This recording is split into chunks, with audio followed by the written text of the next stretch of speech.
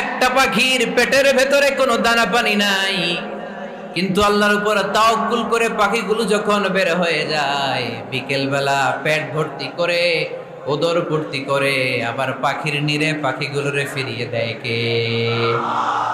পাখিগুলো কি আমাদের মতো খাবার জমা করে রাখতে পারে? আমরা তো 7 দিনের বাজার একবারে করে ফ্রিজে রাখি। পাখিদের ফ্রিজ আছে না? আছে। আমাদের অতিরিক্ত টাকা হলে আমরা ব্যাংকে ব্যালেন্স করে রাখতে পারি, অ্যাকাউন্ট করে রাখতে পারি। পাখিরাও তো অ্যাকাউন্ট করে রাখে না?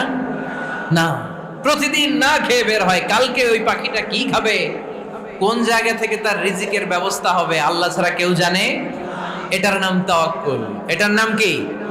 আমাদের সাধ্যের, আমাদের ক্যাপাসিটি, আমাদের ক্যাপাবিলিটির সবটুকু করে আমরা তাওয়াক্কুল করি একজনের উপর। চিল্লায় বলেন, তিনি কে? এজন্য ইসলাম আমাদেরকে শিখায়, সালাত যখন শেষ, বের হয়ে যাও, কাজে নেমে পড়ো। কাজে কোনো লজ্জা